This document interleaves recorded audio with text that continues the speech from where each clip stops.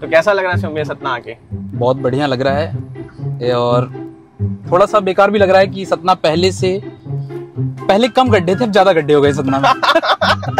आपने तो सीधे पहली लाइन में हमारे महापौर जी को टारगेट कर दिया। इतना घटिया एजुकेशन सिस्टम है। ये चीन अमेरिका की बात कर रहे हो, अब मैं बोल दूंगा ये नेपाल से कॉम्पिटिट नहीं कर पाएंगे, इतना घटिया एजुकेशन सिस्टम है भारत का। हाँ, मैंने भी अभी कुछ टाइम पहले एक वीडियो बनाया था, उसमें मैं गड्ढे मेजर कर रहा था। तो आप भरोसा मानिए कि मुझे बेसिक तौर पे मुझे मतलब कि गड्ढे मिले। रीजन बिहाइंड इज कि हम कभी अपने पॉलिटिशियन का ज्ञान नहीं चेक करते। साहब मैं तो देखता हूँ कि कोई पॉलिटिशियन डिफेंडर से तो लोग उसको अपने आप नेता मान लेते हैं।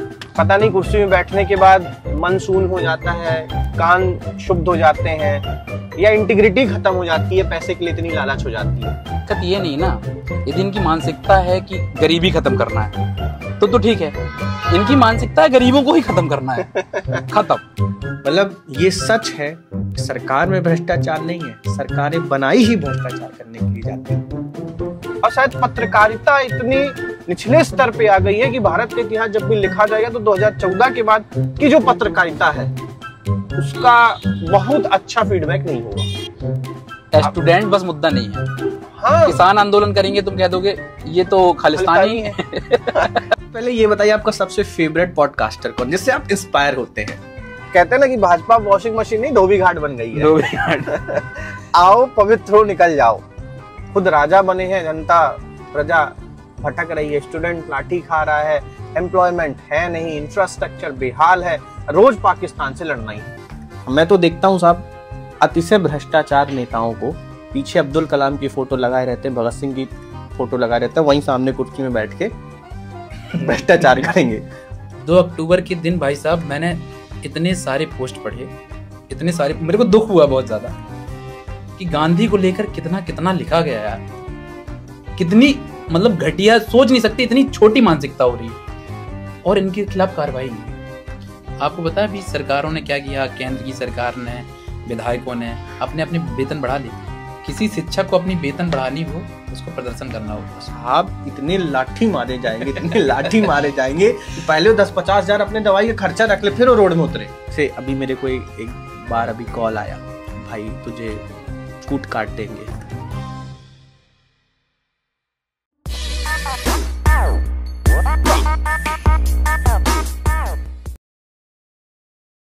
हेलो सतना, आप सभी के चरणों में कोटि कोटि प्रणाम, कोटि कोटि प्रणाम। आज मेरे साथ में है शिवम भैया, और शिवम भाई का एक बहुत अच्छा शो चलता है पॉडकास्ट विद शिवम, आप सभी लोग जाके देख सकते हैं। तो सर मुझसे मिलने आए हुए थे सतना में, और हम अपनी कोचिंग से निकल रहे हैं, बस थोड़ा पास में हमें जाना है एक पॉडकास्ट का सेटअप करने, एक पॉलिटिशियन है उनसे मिलने। तो कैसा लग रहा है शिवम भैया सतना आके? बहुत बढ़िया लग रहा है और थोड़ा सा बेकार भी लग रहा है कि सतना पहले कम गड्ढे थे, अब ज्यादा गड्ढे हो गए सतना में। आपने तो सीधे पहली लाइन में हमारे महापौर जी को टारगेट कर दिया। नहीं, मैं महापौर का नाम नहीं ले रहा, लेकिन गड्ढे की बात कर रहा हूँ। अभी किसकी जिम्मेदारी ये नहीं पता मेरे को। और देवेंद्र नगर से सतना की रोड कैसी थी? अरे वो तो सतना से भी बेकार थी। मैं गाड़ी इधर साफ आई थी, मेरी गाड़ी धनतेरस से, आज पूजा वूजा होती है, पूरी गंदी हो गई जी। ये सतना से देवेंद्र नगर की खराब नहीं रोड, आप पन्ना से चलिए, NH 39 पूरा एकदम खराब है पूरा। मतलब ऐसा नहीं कि बीच में थोड़ा सही थोड़ा सा खराब, पूरा ही खराब है, कहीं अच्छा नहीं है। हाँ, मैंने भी अभी कुछ टाइम पहले एक वीडियो बनाया था, उसमें मैं गड्ढे मेजर कर रहा था। तो आप भरोसा मानिए कि मुझे बेसिक तौर पे मुझे मतलब कि गड्ढे मिले 4x6, 6x4, 2x3, मतलब वो गड्ढे नहीं तो उसमें इंसान की कब्र बन जाए। मतलब 7x6। सरकार क्या कहना चाहिए, वहीं मरो और वहीं दफन हो जाओ। नहीं, 7x6, इसको एक योजना मानिए सरकार की। अच्छा, मरो दफन हो जाओ। जनसंख्या कम की जा रही है, और क्या होता है ना, कभी कभी इसमें बहुत ज्यादा दर्दनाक इंसिडेंट्स भी होते हैं। कहीं दूर नहीं आता। मेरा भी कुछ दिन पहले आप पृथ्वी से मिले होंगे। हाँ। अब स्कूटी से आ रहा था तो पॉट होल में उसका स्कूटी का पहला टायर गया। इतना ज़्यादा छिला विला था, इतना ज़्यादा कि मतलब क्या बताएं। मैं तो ऐसी छोटे छोटे क्लिप्स भी डालता रहता हूँ बीच बीच में, कि कम से कम एटलीस्ट किसी तक तो वीडियो पहुँचे, कोई तो हमारे यहाँ एक्शन ले। बट पता नहीं कुर्सी में बैठने के बाद मन शून्य हो जाता है, कान शुद्ध हो जाते हैं, या इंटीग्रिटी खत्म हो जाती है, पैसे के लिए इतनी लालच हो जाती है, पता नहीं क्या है, मगर कुछ तो है जो कहते हैं ना कि पद में बैठने के बाद चीजें गड़बड़ होती हैं। दिक्कत ये नहीं ना, यदि इनकी मानसिकता है कि गरीबी खत्म करना है तो ठीक है, इनकी मानसिकता है गरीबों को ही खत्म करना है। खत्म। एक गरीब को गरीबी से मुक्त किया, दूसरा खड़ा हो जाएगा, तीसरा खड़ा हो जाएगा, धीरे धीरे इनको खत्म करो। रोड क्यों बनवानी, जरूरत ही नहीं है, उनको तो फ्लाइट से चलना है। हाँ ये भी बात सही है, बिल्कुल। रोड पे कौन चलेगा, गरीब आदमी चलेगा। यदि ये रोड पे चलेंगे तो 4 व्हीलर चलेंगे तो गाड़ी इधर उधर होगी ना। हाँ 50 लाख के नीचे की 4 व्हीलर से तो नहीं चलते। गाड़ी यहाँ वहां होगी ना, जो स्कूटी से चलेगा वो मरेगा। और इनके परिवार और ये इनके किससे चलते हैं, ये तो 4 व्हीलर चलते हैं। 50-60 लाख मिनिमम चाहिए, कम से कम इतनी तो चाहिए। हाँ तब फॉर्च्यूनर तो आज मिनिमम हो गई है पॉलिटिशियन के लिए। अरे अब डिफेंडर में चलते हैं आप। और जब भी हम देखते हैं तो क्या है ना कि जब भी हम पॉलिटिशियन चूज करते हैं तो हम पार्टीज के हाथ पे चूज करते हैं। मैं इसमें बहुत ज्यादा जोर देता हूँ कि आप किसी भी व्यक्ति को चुनो, चाहे वो किसी भी पॉलिटिकल पार्टी का हो, आप उसका कैरेक्टर चुनो। आप ये देखो कि वो जब राजनीति में नहीं था तो वो क्या कर रहा था, या किन सोर्सेस से, किस भूधारा स्तर से वो राजनीति में आया है, क्या करके राजनीति में आया है। क्या होता है हमारे यहाँ अधिकांश राजनीति में भू माफिया, बालू माफिया, शराब माफिया ये भरे हुए हैं। जब आप उनका पुराना इतिहास देख के चुनना चालू कर दोगे, उनके चरित्र पे चुनना चालू कर दोगे, तो कोई भी व्यक्ति किसी भी पद पे आएगा उस पद की मर्यादा भी बरकरार रखेगा और उसमें कहीं ना कहीं वो अच्छा करके जाएगा, एक बेंचमार्क सेटअप करके जाएगा। ईमानदार व्यक्ति जीत ही नहीं सकता।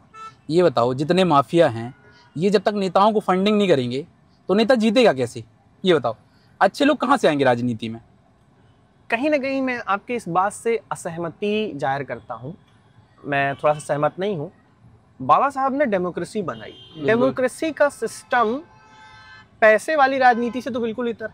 भाई जनता को वोट देना है, वोट देने में कोई पैसा नहीं लगना। बिल्कुल। जनता जिसे वोट देना चाहे जाके वोट दे सकती है। बिल्कुल। आपको अपना मत अगर किसी भी व्यक्ति को देना है तो उसके बाद आपको बताना नहीं है। बिल्कुल। हमारे यहाँ की जनता शिक्षित नहीं है, जागरूक नहीं है, इसीलिए कहीं ना कहीं हमें ये लगता है कि हम पैसा होगा तभी राजनीति कर सकते हैं। बिल्कुल। अच्छा ये बताइए, जैसे आपको मैं समझाऊं, जैसे ये 5 लोग हैं, अपन 5 लोगों को इस सड़क में चलना है, गांव की सड़क पे। अब सरकार ने, जो विधायक या नेता है उसने सड़क बनवा दी, ठीक है, उसमें चलना 5 लोगों को है। अब दूसरी ओर उसी पैसे को आपको एक इंडिविजुअल एक करके दे दिया, ज्यादा खुश कौन होगा कि भाई जिसमें आपने डायरेक्ट पैसा दे दिया, सड़क से लेने देने नहीं, वो वोट देगा। तो विकास कहां से होगा, डायरेक्ट पैसा दिया जा रहा है। जो माफिया आते हैं चुनाव के टाइम, एक टाइम पैसा दे दो, बल्क पैसा, विकास करना ही क्यों। देखो बीजेपी ने क्या किया बिहार में, अरे मध्य प्रदेश में आप देखो ना, लाडली बहना के नाम पे पैसा दे दिया, कर्ज लेके पैसा दे रही है सरकार। हाँ अब तो ये सिस्टम आ गया कि आपको इलीगल पैसा नहीं बांटना, लीगल पैसा बांटना है। हाँ ये तो बड़ा बढ़िया सिस्टम है। जैसे अब बिहार में चुनाव आ गया तो 10-10 हजार रुपए दे दिया गया, 5 साल तक होश नहीं था। भाई वोट खरीद ली ना 10,000 रुपए देके। बिल्कुल, और भी सरकार के पैसों से, खुद का पैसा नहीं देना पड़ रहा। मतलब जिसने सिस्टम बना के किसी भी नेता को पहली बार बताया होगा तो उस व्यक्ति को बड़ा मान जान होगा उसका। बिल्कुल। उसको गिफ्ट में कार तो मिली होगी।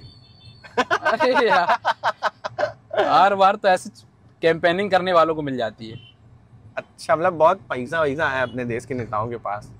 हमारे यहाँ के भी नेताओं के लिए चर्चा चलती रहती है कि सत्ता पक्ष के नेताओं के पास इतने हजार करोड़। हम तो गिनती नहीं बोलते, उतना हजार मेरे पास नहीं है।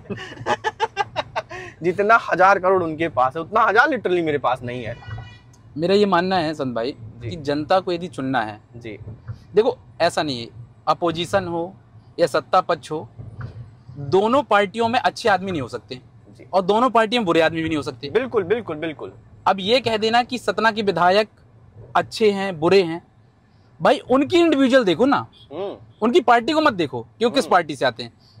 मैं सिद्धार्थ भैया का सपोर्ट नहीं करता, लेकिन यहाँ के लोगों ने ये चीज तो देखी कि भाई व्यक्ति, सरकार किसी की बने, हाँ, लेकिन यहाँ हमारा जो विधायक है वो कैसा है, वो कैसे है, उसको कंपेयर किया।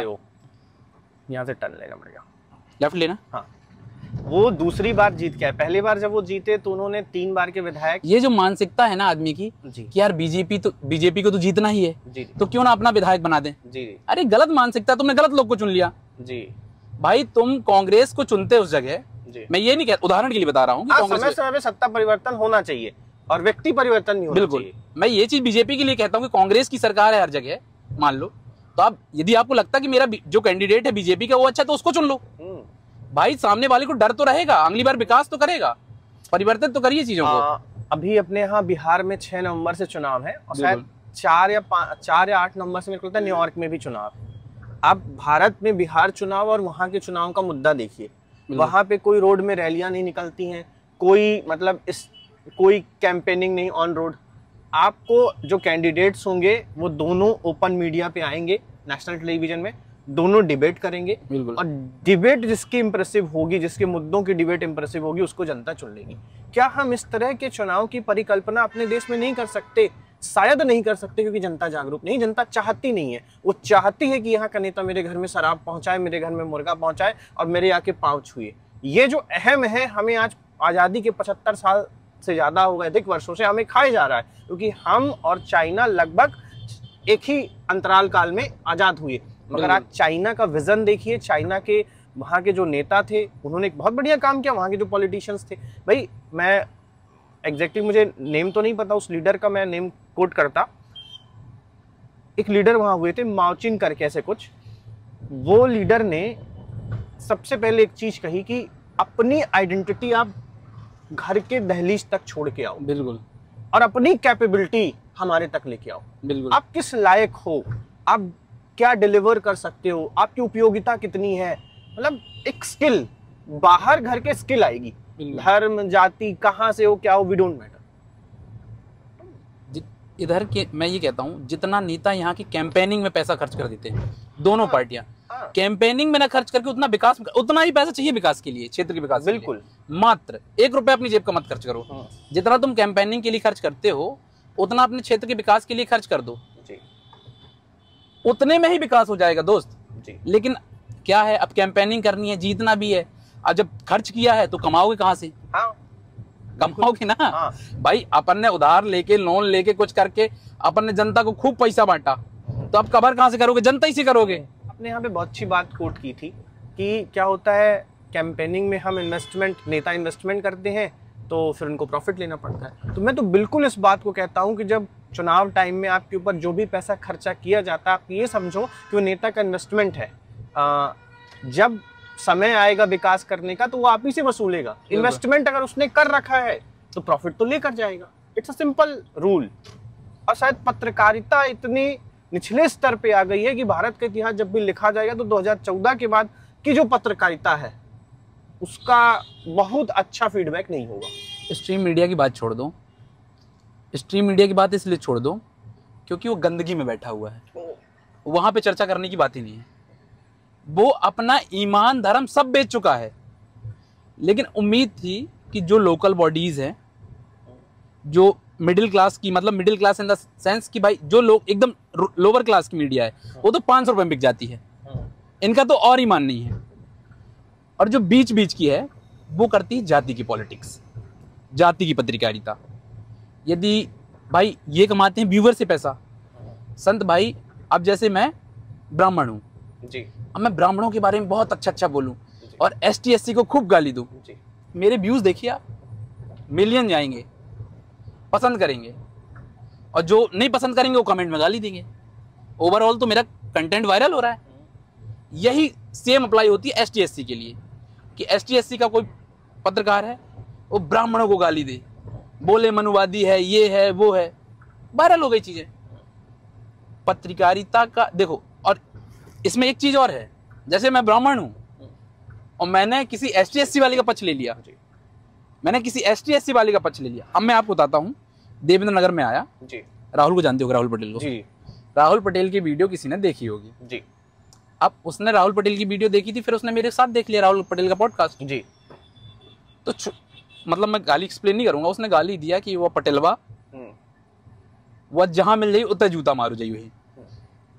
फिर मेरे से कहा कि तुम ब्राह्मण हो, तुम मना नहीं करते ब्राह्मणों को गाली देता हो। मैंने कहा भाई वो अभिव्यक्ति की आजादी स्वतंत्र, यदि गलत कह रहा तो आप कोर्ट चले जाओ।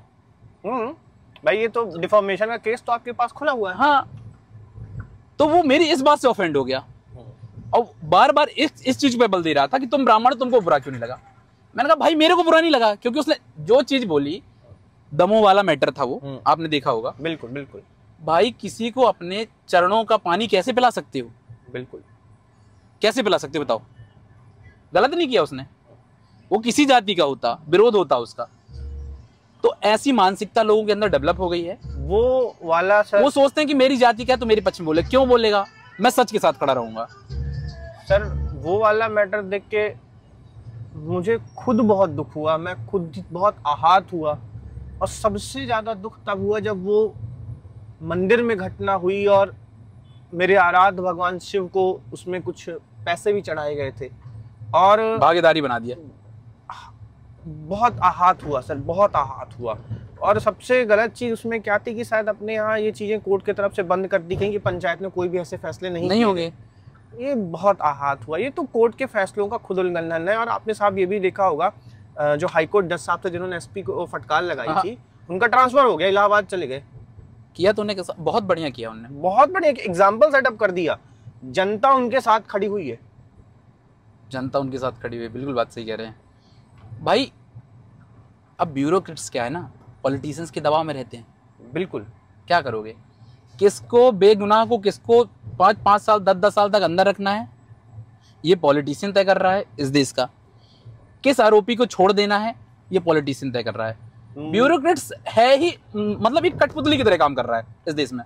साहब मेरा मानना है कि अब जनता को कूदना पड़ेगा, अब जनता को इंटरप्ट करना पड़ेगा, अपने अधिकारों के लिए लड़ना पड़ेगा, प्रश्न पूछना पड़ेगा, सशक्त होना पड़ेगा। और अगर प्रश्न नहीं पूछते हैं, सशक्त नहीं होते हैं, तो फिर जैसे एसएससी घोटालों के लिए लाठियां चल रही हैं, आपने देखा होगा, तो हमें बहुत दिन तक नहीं पता कि कब हमारे तन बदन पे लाठी ना पड़े। देखो, स्टूडेंट बस मुद्दा नहीं है। हाँ, किसान आंदोलन करेंगे, तुम कह दोगे ये तो खालिस्तानी है। हम तो देशद्रोही हैं। मेरे को संजय नगाज ने कह दिया टुकड़े टुकड़े। मैं आरएसएस का पथ संचलन चल रहा था पन्ना में जी। अच्छा, मैंने ये कहा कि आरएसएस का पथ संचलन रुका, लेकिन भाई हमारे यहाँ का जो जिला अध्यक्ष है वो मुसलमान है। आपने उसको कह दिया वो जिहादी कठमुल्ला। मैंने इस चीज का विरोध किया। बिल्कुल भाई, वो व्यक्ति है। सर शिवम भी, आप इतने सारे पॉलिटिशियन के साथ पॉडकास्ट किए हैं, सारी चीजें की हैं, तो आपको क्या लगता है कि नेता को कैसा होना चाहिए? आइडियलिस्टिक नेता आप क्या मानते हैं कि यार ये आएगा बंदा तो सुधार करेगा?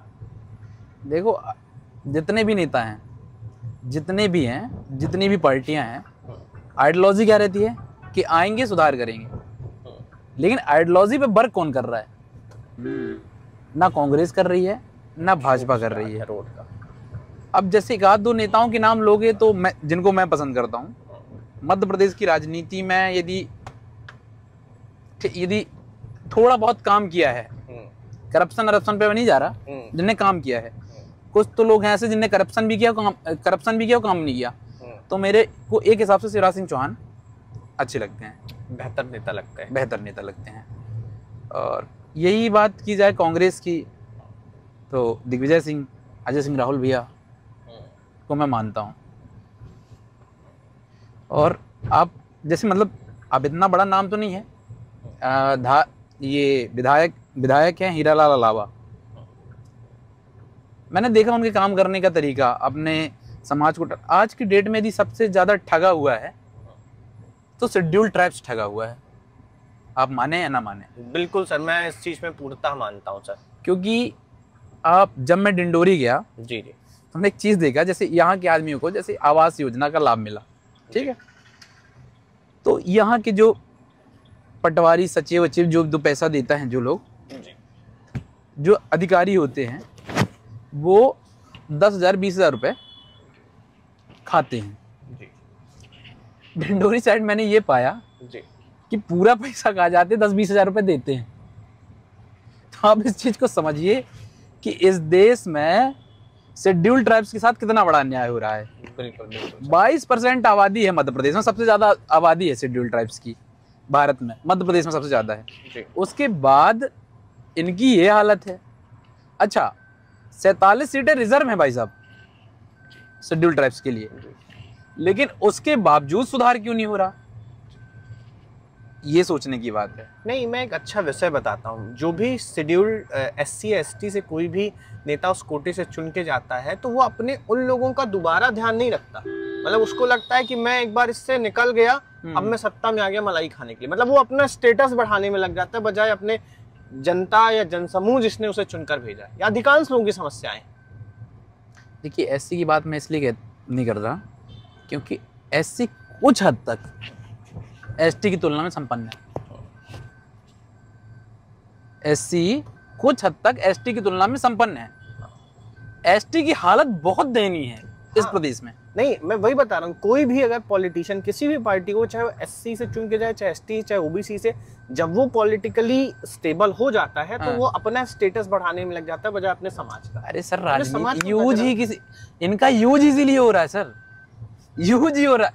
यदि कोई कह रहा है कि मैं अपनी जाति को संपन्न कर दूंगा, मुझे वोट दीजिए, तो आप यूज हो रहे हैं वहां। आप मानिए ना माने, बताओ कौन सी जाति का कौन सा नेता है कि जिसने काम कर दिया हो अपनी जाति के उत्थान के लिए। बिल्कुल सही कह रहे हैं, सिर्फ वोट के लिए यूज करते हैं। हाँ, मैं ज्यादा दूर ना जाऊं तो पहले लालू प्रसाद यादव जी का उदाहरण उठाता हूँ कि पहले वो गरीबों के नेता थे, फिर वो यादवों के नेता हुए, अब वो अपने घर के नेता है। मतलब वो सिर्फ ये चाहते हैं कि जिनके घर में लोग हैं वो पॉलिटिकली स्टेबल रहे, उनका जो बेटे श्री हैं तेजस्वी जी वो मुख्यमंत्री बन जाए। मतलब सिर्फ वो अपने घर तक सीमित हो गया।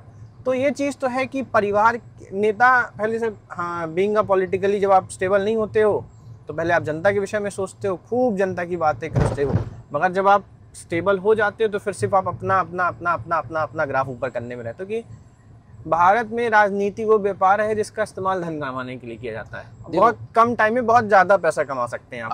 आपने देखा होगा कि बैकवर्ड और फॉरवर्ड की राजनीति बिहार में सबसे ज्यादा स्ट्रीम पर है।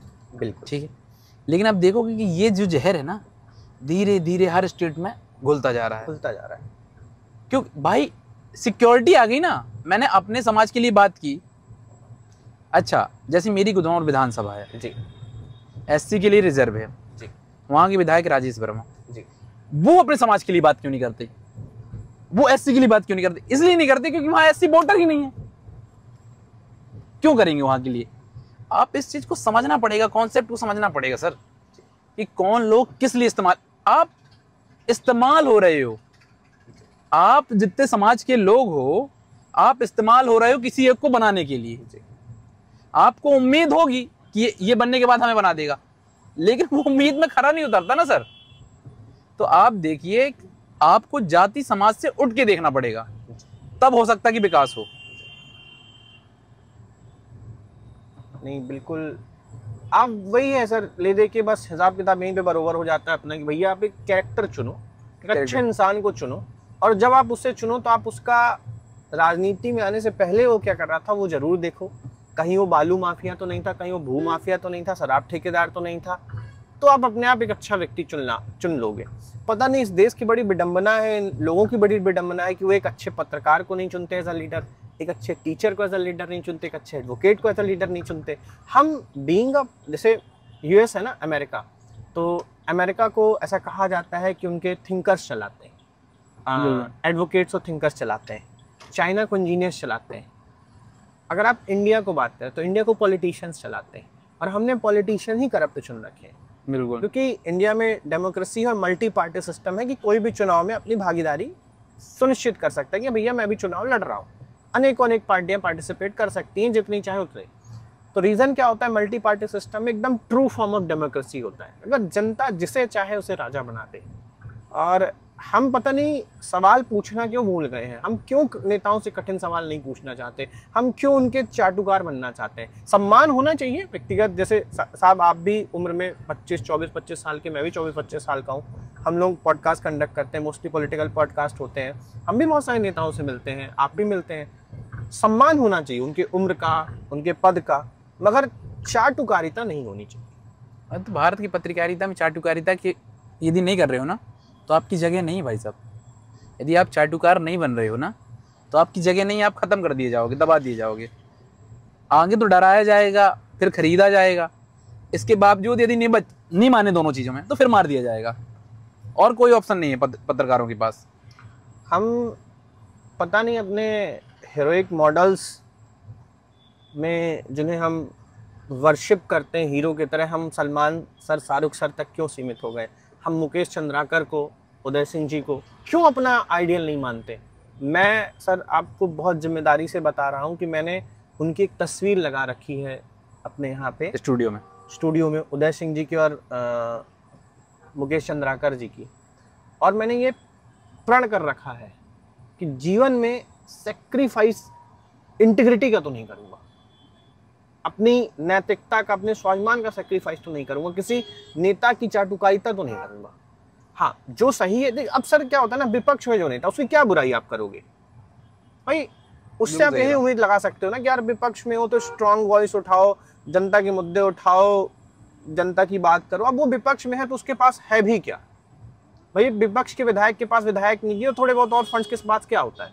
जो है सत्ता पक्ष के पास।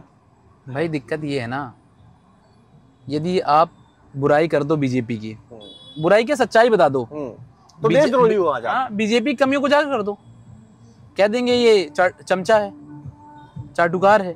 अच्छा, विपक्ष हमें देगा क्या? उनके पास तो खुद के सर्वाइवल के लिए पैसे नहीं है। ईडी सीबीआई तो इतना हद तक आ चुकी है, तो भाई चाटुकार बनना है तो सत्ता पक्ष का बनेंगे ना, जहां से कुछ रुपया पानी मिलना है। बिल्कुल, विपक्ष का बन के क्या हो जाएगा? उनका सर्वाइवल आधों का बचा हुआ है अभी। अरे समझना पड़ेगा ना सर यार कि आप, हम यदि पत्रकार किसी चीज आपसे सवाल पूछ रहे हैं तो किससे पूछेंगे? जो उसकी जिम्मेदारी होगी। साहब आप ट्रैफिक देख रहे हैं, कितने ऊपर तक बढ़ा के आगे दुकान वालों ने टेंट लगा रखे हैं। और सर ये दुकान कांड तो हमारे यहाँ एक मिठाई की शॉप है, हमारे यहाँ के बड़े आरएसएस के पदाधिकारी, उनकी दुकान है, तो इसके कांड तो बहुत जाम लगते हैं। शायद सुनने में तो ये भी आता है शहर में कि इनके कांड पुल छोटा हो गया। पुल हाँ सनी साहब, मैं झूठ नहीं कह रहे हैं। शहर में जो आम चर्चा है जनता में, उसमें यही चर्चा है कि पहले ये पुल शायद पन्ना नाका से बनना था। हाँ। मगर यहाँ पे कई अपने संघ के पदाधिकारियों की दुकानें हैं, बड़ी बड़ी दुकानें, बिल्डिंगें हैं, तो उनकी बिल्डिंगें दब ना जाए, कहीं वो छोटी ना हो जाए, इसीलिए ये पुल छोटा कर दिया गया। बहुत समय लग गया इसको बनते, 6-7 साल लग गए मेरे को लगता है। कितने समय तक में बेचारा आधा खड़ा हुआ था, फिर ये पूरा हुआ। खड़ा इसीलिए था, मतलब जो जनता कह रही है शहर में यही है, एक व्यक्ति को विकास पहुंचाने के लिए पूरे शहर का विकास रोक दो। हाँ बिल्कुल सर, बहुत सही है। बड़ी विडंबना है साहब। बड़ी विडंबना है। क्या इतना बड़ा बड़ा फ्लैक्स होल्डिंग देखिए, कितना ना पैसा इन नेताओं के पास में होगा। योगेश तांबर का महापौर है ये? हाँ, हमारे यहाँ के महापौर है ना। माननीय जब से आए तब से सीवर लाइन 10 गई है, सबसे बेस्ट बनेगी कहते हैं पूरे भारत में। बने न बने, गड्ढा तो आप देख ही रहे हैं। अरे बनवा सकते हैं यार, सबसे अमीर विधायक हैं, सॉरी महापौर हैं। अपना पैसे थोड़ी लगाएंगे। अरे यार जब उन्होंने कहा बेस्ट तो बनाएंगे बेस्ट। और अभी एक हमारे सीवर लाइन की सबसे बड़ी समस्या है, पता, सीवर डल गया है मगर घर का जो सीवेज आउटलेट वो कनेक्ट नहीं हुआ। फिर एक बार अभी रोड खोदी जाएंगी। भारत में तो चलता रहता ना। हाँ, ये चीजें काम बना रहना चाहिए कि पैसा रुपया कैसे कमाया जाएगा। अरे यार तो यार सरकार के काम कैसे देंगे यार, फिर उसमें करप्शन कैसे होगा। एक बात बताइए, इस एपिसोड के बाद हम 2 एंटी नेशनल्स हो जाएंगे। अब मैंने आपको वही बता रहा था अभी लास्ट टाइम, हाँ, कि मैंने आरएसएस के ऊपर एक वीडियो बनाई जी, पन्ना में जी, कि भाई पथ संचलन आरएसएस ने रोका जी, फेबर बनाई, लेकिन उसमें एक बीजेपी के नेता थे, नाम नहीं याद आ रहा है, क्या नाम उनका, संजय नगाइच जी, तो उनने कह दिया, मैंने बोला कि भाई कठमुल्ला कहना किसी को गलत है भाई।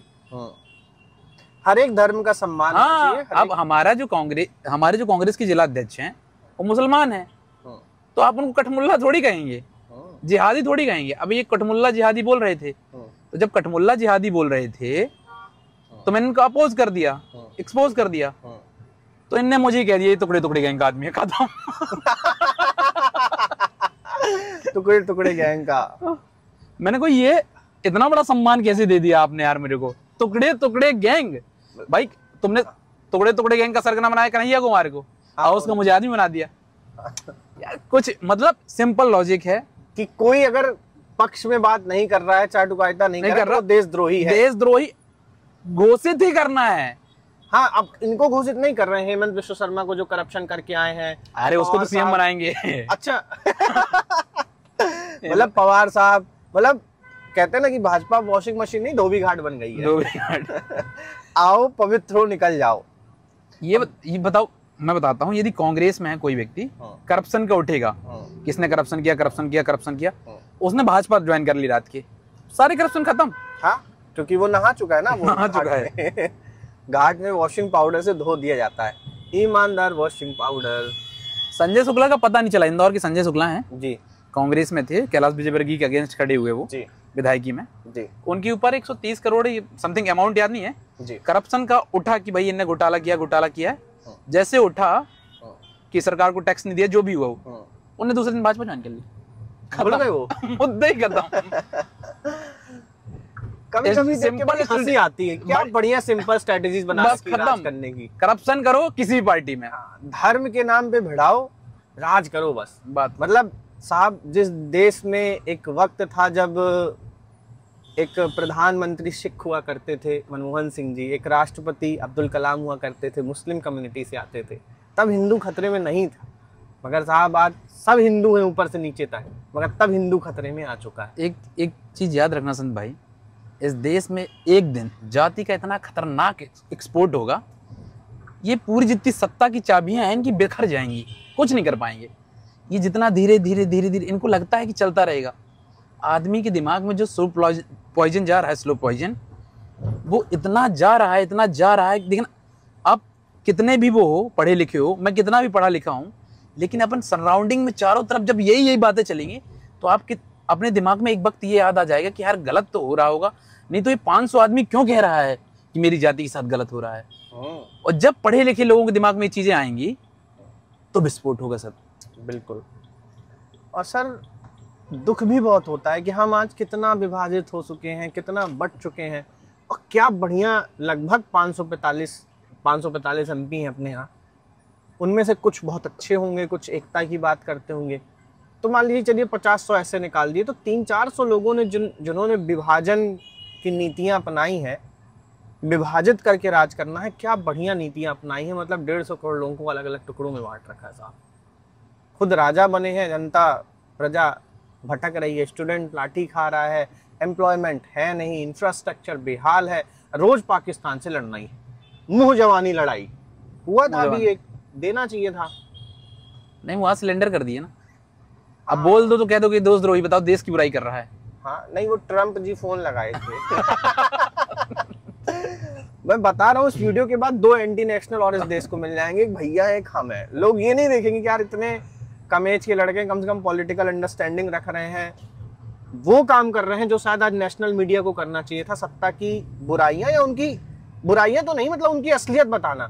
मगर हो गया, अगर पूछ लो सवाल, भाई नितिन गडकरी से उसने सवाल पूछा, भाई ने थिंक बुक वाले ने, उन्होंने कह दिया भाई ये 20 नेशनलों का सवाल है। अरे मैं बताना नहीं चाहता भाई, अभी सीएम से एक लड़की ने सवाल किया था, कफ सिरप वाला शायद, नहीं वो नहीं, वो तो अभी नई बात है। हाँ, उससे पहले एक लड़की ने सवाल किया, जो इंदौर में वो कांड हुआ आपका ट्रक वाला, जब ट्रक हादसा हुआ तो सवाल पूछा गया, तो भाई साहब को वो बात इतनी पसंद आई कि उन्होंने ना भारत के पत्रकार को उसके अखबार से निकलवा दिया। कह दिया कि जाओ अब पूछो सवाल।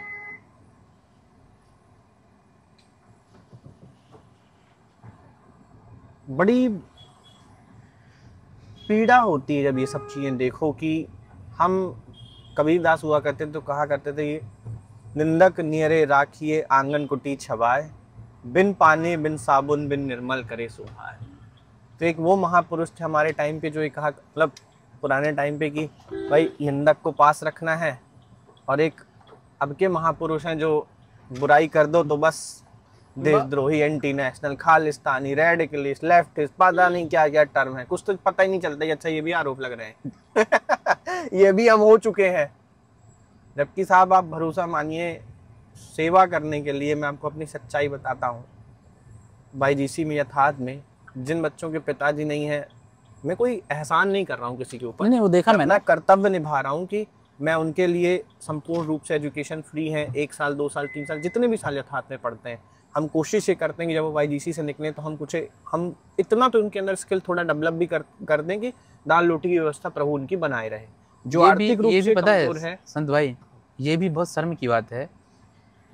एक चीज तो बहुत प्राउड और आपका धन्यवाद है कि आप ऐसे बच्चों के लिए पढ़ा रहे हो, लेकिन शर्म की बात ये है कि सरकार इन पे ध्यान क्यों नहीं दे रही भैया? हाँ, जो काम स्टेट्स को करना चाहिए था वो हम लोग कर रहे हैं। और जो आर्थिक रूप से कमजोर है उनके लिए भी कि आप एक बार बोल बस दो, बस आपके लिए पढ़ाई लिखाई सब कुछ मतलब फ्री ऑफ कॉस्ट है। यार सर, तुम्हारी योजनाएं हर दिन योजनाएं लॉन्च करते हो, लेकिन जमीन में कहाँ है योजना, वो नहीं दिखती। ये समझ में नहीं आता। बट शिवम भैया, हम उम्मीद लगाते हैं कि अपना देश है, अपनी माटी है, एक दिन इसी में मरना है, इसी में मिट जाना है। हमारी जब अस्थियां गंगा में बहाई जाएं तो हम लोगों की आत्माएं सुख से इस सृष्टि के बाहर जा सकेंगे। यार, हमने देश के लिए जीवन जिया। सवाल तो पूछते रहेंगे। वो बात अलग है कि किसी दिन मुकेश चंद्राकर जैसे परिणाम हो जाए हमारे भी, रिजल्ट साहब मारे भी जाएंगे तो सुकून से जाएंगे कि अपना कर्तव्य निभाते हुए गए, बिल्कुल दलाली नहीं की। बहुत बहुत प्रणाम, आप सभी के चरणों में कोटि कोटि प्रणाम। शिवम सर थे और बहुत अच्छा लगा सर के साथ मिलके। और जब बीइंग हम दोनों ही एक ही एज के, सिमिलर साथ थोड़ा बड़े उम्र में, देख लो हम दोनों एक ही एज के हैं, लेकिन इनके मैंने 50 बार टोक दिया कि सर नहीं भाई। हाँ भाई। बहुत अच्छा लगता है कि जब इस देश का युवा सरकार से, सत्ता पक्ष से सवाल पूछता है और प्रखर होकर सवाल पूछता है। यही चेतना हर एक युवक को अपने अंदर जागृत करनी है, अपने अंदर डेवलप करनी है, ताकि हम सच में अपने लोगों की मदद कर पाए, सुनहरा भारत बना पाए। हाँ, अपने मुख में नहीं, धरातल स्तर पे भी। अपना सवाल करने के लिए, अपना हक मांगने के लिए किसी को खड़ा नहीं होना पड़े ना तुम्हारे साथ। तुम इतने सक्षम बन जाओ, खुद सवाल करो। क्या ही उखाड़ लेंगे, और इनने क्या उखाड़ लिया हमारा, एट द एंड मार देंगे ना। मरने के बाद तो फिर पता ही नहीं चलना क्या हुआ क्या नहीं हुआ। जब तक लड़ो, जब तक मर नहीं जाओ, बात खत्म। बहुत बहुत प्रणाम। हेलो सतना, आप सभी के शर्टों में कोटि कोटि प्रणाम, कोटि कोटि प्रणाम। ये मेरा सौभाग्य है कि आज मेरे आदर्श शिवम भैया हमारे स्टूडियो में आए हुए हैं और बहुत बहुत बहुत ज़्यादा अच्छा लग रहा है इनके साथ बैठ के। एक डिफरेंट पॉजिटिव वाइब है। मतलब being at that young age, इतने सारे पॉलिटिशियन का पॉडकास्ट करना, इंटरव्यूज लेना, बहुत सारी चीज़ें सीखने को मिलती हैं। ये बैक ऑफ द कैमरा मुझे पता चल गया। तो मैंने शिवम भैया से आग्रह किया कि हम एक ज़रूर पॉडकास्ट बनाएंगे ताकि हमारे यहाँ के जो यूथ हैं वो इंस्पायर हो सके और हम फ्रंट ऑफ द कैमरा उन्हें इंस्पायर कर सके, कुछ इंटरेस्टिंग चीज़ें, फैक्ट्स बता सकें। संत भाई, आपका बहुत बहुत धन्यवाद कि आपने मेरे को बुलाया और आपसे मैं सीख रहा हूँ। ऐसा नहीं है कि आप मेरे सीख रहे हैं, मैं आपसे सीख रहा हूँ कि भाई एक छोटी सी जगह से, छोटे से प्लेस से कैसे काम किया जा सकता है। ये मेरे लिए बहुत बड़ा मोटिवेशन है, यहाँ आगे मिला मेरे को। सर, मेरा प्रथम क्वेश्चन है, क्योंकि हम दोनों युवा हैं और बिल्कुल हम दोनों का सबसे प्राथमिक ऑब्वियस छात्र ही हैं आज भी। सर, आपका इंडियन एजुकेशन सिस्टम पे क्या सोचना है कि क्या आज हम एक ऐसी स्थिति पे हैं जहाँ पे हम ऐसे बच्चे बाहर ला पा रहे हैं जिनका स्किल सेट इतना हाई है कि हम उन बच्चों को चाइना के या यूरोपियन एजुकेशन सिस्टम के बराबर में खड़ा करके उनसे कॉम्पीट करा पाएँ, उन बच्चों से जो यूरोप से निकल के आ रहे हैं या जो चाइना से निकल के आ रहे हैं, उनका एजुकेशन सिस्टम जैसे बच्चे प्रोड्यूस कर रहा है? वसंत भाई, इंडियन एजुकेशन सिस्टम अच्छा तब होगा ना जब हम अच्छा बनाने की सोचेंगे। यहाँ की जो सरकारें हैं, जो गवर्नमेंट है, वो सोच रही है कि हम शिक्षा में परसेंटेज दिखाने के लिए कि हमारा ये प्रदेश इतना शिक्षित है, हमारा ये प्रदेश इतना शिक्षित है, इस पे फोकस कर रही है। अब देखिए कितना घटिया कर दिया। जब आप 10th में रहे होंगे, मैं 10th में था, जब आप 12th में थे, तो भाई अपन को क्या करना था? अपन को पढ़ना था अच्छे से, और अपने लिए ऐसा कोई नहीं था कि हम 25-25 मार्क्स हर प्रैक्टिकल में। इंग्लिश का कभी प्रैक्टिकल होता है, आपने देखा है? 10th में इंग्लिश का प्रैक्टिकल होता है 25 नंबर का। रुक जाना नहीं योजना आ गई। मतलब इनको टोटल मिला के परसेंटेज को बढ़ाना है, शिक्षा के स्तर को, शिक्षा के परसेंटेज को बढ़ाना है, शिक्षा को नहीं सुधारना। अब देखिए ना यार कि कितनी तुच्छ बात है कि आपने रुक जाना जैसी योजना बनाई। जो बच्चा पास नहीं हो रहा उसको आप 10 चांस दे रहे हैं। आप भाई दोबारा पढ़ाइए ना, उसको तिबारा पढ़ाइए, 3 साल का समय लीजिए। जो बच्चा साल भर में पास नहीं हो पाया, वो 15 दिन में कैसे साल भर पढ़ के पास नहीं हो पाया, वो 15 दिन में कैसे पढ़ के पास हो जाएगा? आप तो धक्का मार रहे हैं सर, धक्का मार के पास कराना चाह रहे हैं। इतना घटिया एजुकेशन सिस्टम है, ये चीन अमेरिका की बात कर रहे हो, अब मैं बोल दूंगा ये नेपाल से कॉम्पिटिट नहीं कर पाएंगे, इतना घटिया एजुकेशन सिस्टम है भारत का।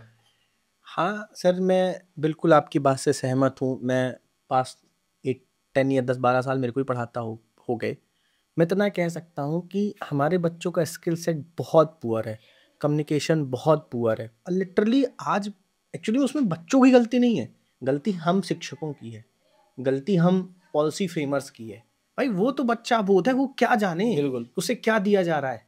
हम जैसे शिक्षकों का ये पाप है, हम जैसे मतलब जो पॉलिसी मेकर्स हैं उनका ये पाप है कि हम उस अबोध बच्चे को वो सिस्टम डेवलप करके नहीं दे पा रहे हैं जहाँ पे वो ग्रो करे।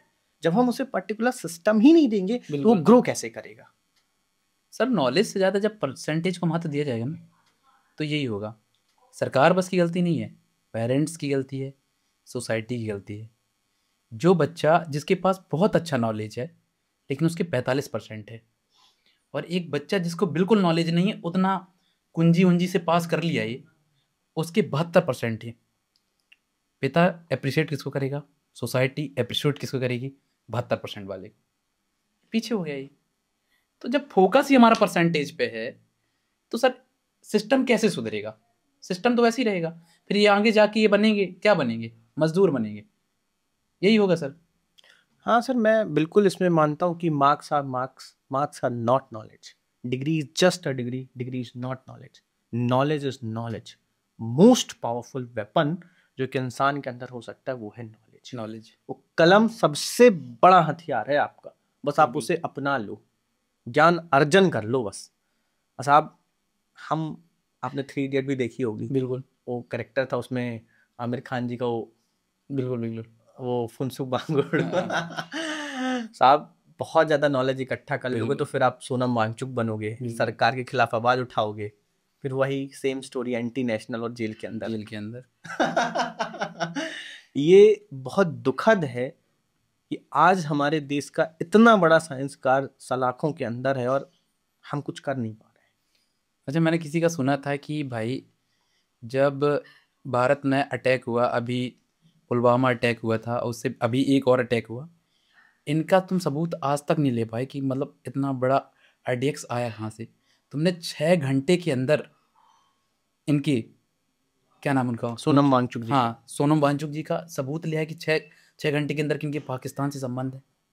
पाकिस्तान तो कई लोग बिना बताए गए हैं पाकिस्तान को भी अगर फोटो दिखा के सबूत आ रहा है कि भाई देखो ये पाकिस्तान का, इस व्यक्ति के साथ, अमूल व्यक्ति के साथ खड़े होने से आप पाकिस्तानी एंटी नेशनल, तो पाकिस्तान तो कई सारे प्रधानमंत्री बिना बताए उन्हें चले गए हैं। बिल्कुल।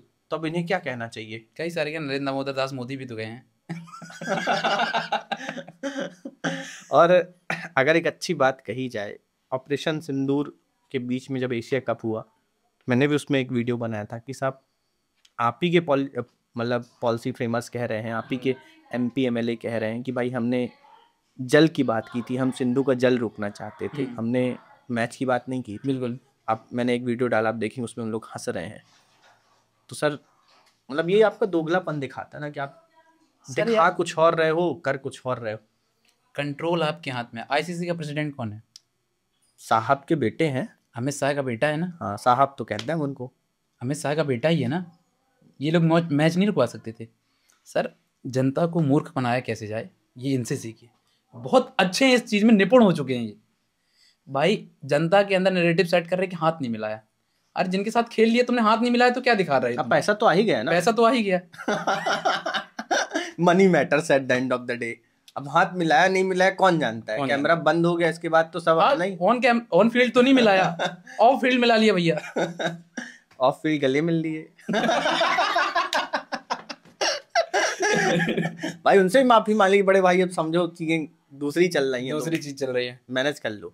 और कौन सा खिलाड़ियों में दोस्ती नहीं होती साहब। बिल्कुल। आप पार्लियामेंट कैंटीन देख लीजिए, मेरा एक मित्र है, तो मुझे एक वीडियो बना के भेजा था कि यार तुम लोग मूर्ख हो जो लड़ते रहते हो, यहाँ देखो एक ही थाली में 4 MP खाना खा रहे हैं, वही बाहर निकल के गाली देते हैं। तो ये जनता मूर्ख बन जाती है कि मतलब कि एक कंगना रनौत का स्टेटमेंट था बस कि भाई मैं तो पहली बार जब गई तो मुझे पता चला कि सबसे बेस्ट एक्टर तो ये है, लाइव एक्टिंग चल रही है, एक दूसरे को चिल्ला चिल्ला के लाल मुंह हो रखा है, इतने गुस्से लग रहा पीट देंगे, अब जब मैं आई पार्लियामेंट कैंटीन में तो नॉर्मल सब बराबर, एक साथ खाना खा रहे हैं, एक साथ हंस रहे हैं, बातचीत कर रहे हैं। मैं तो शॉक हो गई। ऐसा ही है सर। हमारे जनता को जागरूक होना चाहिए कि इनका नुकसान नहीं है। गलत पॉलिसी फ्रेमर चुन के भेजने में, गलत सांसद विधायक चुन के भेजने में हम अमुक जनता अपना नुकसान कर रहे हैं, अपने बच्चों का नुकसान कर रहे हैं। इन सब मामलों में मुझे प्रशांत किशोर जी एक हद तक ठीक लगते हैं कि कम से कम एक व्यक्ति जिसने ठाना कि मैं पार्टी बनाऊंगा, और साल 2 साल 3 साल 2.5-3 साल से बिहार में पैदल चले, बिहार में चुनाव भी आने वाला है, कम से कम उस आदमी ने वोट मांगने की हिम्मत तो की शिक्षा के नाम पे। कम से कम उस आदमी ने पलायन के मुद्दे को उठाया तो सही। कम से कम उस आदमी ने रोजगार के नाम पे वोट मांगने की कोशिश तो की कि हाँ, मैं तुम्हारे बच्चों को, जो लोग बाहर पलायन करके गए हैं 10,000 15,000 के लिए केरल तमिलनाडु में रोजगार करने को मजबूर है, मैं उनको लेकर आऊंगा, उनको बिहार में रोजगार दूंगा। मुझे सबसे अच्छी चीज लगती है उनके पार्टी का चुनाव चिन्ह बस्ता है, बैग, स्कूल बैग है, और उस शिक्षा के नाम पे लोगों से वोट मांग रहे हैं। सर दिक्कत, हमेशा स्वागत करना चाहिए इस चीज का। सन भाई दिक्कत ये चीज़ है ना कि सरकार, जितनी भी सरकारें हैं, जिस आइडियोलॉजी के साथ आती है ना उस पर काम नहीं करती सरकार बनने के बाद। जैसे प्रशांत किशोर जी, नरेंद्र मोदी ने क्या कहा था, गरीबी खत्म कर देंगे, काला धन ले आएंगे। 80 करोड़ लोगों को राशन बांट रहे हैं। उनका ऐसा दावा कि 25 करोड़ लोगों को गरीबी से निकाल लिए। मतलब अगर देखा जाए तो 80 + 20 100 105 करोड़ लोग मतलब गरीब हैं। अब यही चीज़ है ना कि सर जिस आइडियोलॉजी के साथ आप आते हो सत्ता में, फिर वो भूल क्यों जाते हो सत्ता में आने के बाद? फिर आप नियम कानून कायदे क्यों बताने लगते हो? यही हाल अरविंद केजरीवाल ने किया, यही हाल, मैं ये नहीं कहता कांग्रेस दूध की धुली है। अभी देखो ये सत्ता में नहीं है, जिस दिन ये सत्ता में आ जाएंगे असली रंग दिखा देंगे। तो इसमें जनता को समझना पड़ेगा कि आप किसी की सरकार को, चिन्ह को देखकर मत दीजिए वोट, व्यक्ति को देखकर दीजिए कि हमारे यहाँ का विधायक कौन बनेगा, हमारे यहाँ का पार्षद कौन बनेगा। व्यक्ति को चुनिए ना सर, पार्टी को मत चुनिए, उसके कैरेक्टर को चूज करो, करेक्टर को चुनिए, आनंद आ जाएगा साहब। और एक चरित्रवान, एक कैरेक्टर में उन्नत व्यक्ति जब सत्ता पे बैठता है, वो अपने आप बताता है कि भाई उस पोजीशन में क्या बेहतर किया जा सकता था। हम क्यों भूल रहे हैं अपने लाल बहादुर शास्त्री जी को, अब्दुल कलाम जी को? साहब वो तो प्रेरणा होनी चाहिए। मैं तो देखता हूँ साहब, अतिशय भ्रष्टाचार नेताओं को पीछे अब्दुल कलाम की फोटो लगाए रहते हैं, भगत सिंह की फोटो लगाए रहते हैं, वहीं सामने कुर्सी में बैठ के भ्रष्टाचार करेंगे। अगर कुछ ऐसा सिस्टम हो सकता है कि भगत सिंह वहीं से निकल के जोर से दे देते तो आधे तो चोट से घायल हो जाते।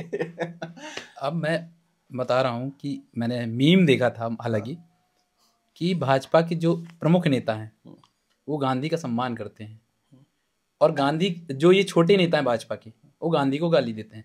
लेकिन दोनों के बीच में समन्वय इतना है कि कभी इस चीज को लेकर विरोध नहीं हुआ कि भाई तुम गाली तो हमें कोई दिक्कत नहीं, तुम सम्मान करो, हमें कोई दिक्कत नहीं। 2 अक्टूबर के दिन भाई साहब मैंने इतने सारे पोस्ट पढ़े, इतने सारे, मेरे को दुख हुआ बहुत ज्यादा कि गांधी को लेकर कितना कितना लिखा गया यार। कितनी मतलब घटिया, सोच नहीं सकते इतनी छोटी मानसिकता हो रही है, और इनके खिलाफ कार्रवाई नहीं हुई। आप एक पोस्ट नरेंद्र मोदी के खिलाफ लिख दो, एक पोस्ट अमित शाह के खिलाफ लिख दो, राशुका लग जाएगी आपके ऊपर, और जमानत नहीं मिलेगी 5-5 साल तक। ना कोर्ट सुनवाई करेगा, ना सरकार बोलेगी, ना विपक्ष बोलेगी। साहब ऐसे ही किसी ने कहा था एक बार कि नोबेल प्राइज की जो कम्युनिटी थी उसने गांधी को क्यों इलेक्ट नहीं करके नोबेल प्राइज दिया। शायद उनके तरफ से जवाब आया था कि हम जब गांधी को लेटे हुए देखते हैं तो हमें बुद्ध का अंश नजर आता है, खड़ा हुए देखते हैं तो जीसस क्राइस्ट का अंश नजर आता है। मैं नहीं मानता साहब कि जो एक बार गांधी पढ़ेगा वो गांधी को एक शब्द भी बुरा कह सकता है। शिक्षित व्यक्ति गांधी के खिलाफ नहीं हो सकता, नहीं हो सकता सर। महात्मा गांधी ने तो अलख जगाई थी लोगों पे, चेतना जागृत की थी। सबसे कठिन है चेतना जागृत करना, लोगों को जगाना। उन्होंने तो आज़ादी के लिए लोगों को जगाया था, बच्चे बच्चे को बताया था कि आज़ाद होना है, हमें लड़ना है इन अंग्रेजों से। वो बहुत बड़ी बात थी। जिस दिन 15 अगस्त 1947 को सब आज़ादी का जश्न मना रहे थे साहब, नुआ खलीफे में हिंदू मुस्लिम दंगे रुकवा रहे थे। हमने क्या दिया साहब गांधी को? आधे तन में कपड़े पहने हुए व्यक्ति को हमने गोली मार दी, और आखिरी शब्द भी क्या थे? हे राम। मैं मानता हूं इस सदी में नहीं, आने वाली अनंत सदियों में भी गांधी से बड़ा हिंदू कोई नहीं होगा। आप एक चीज देखना संत भाई, कि भाजपा के कुछ लोगों का मैंने सुना कि हमने नेट बहुत सस्ता कर दिया।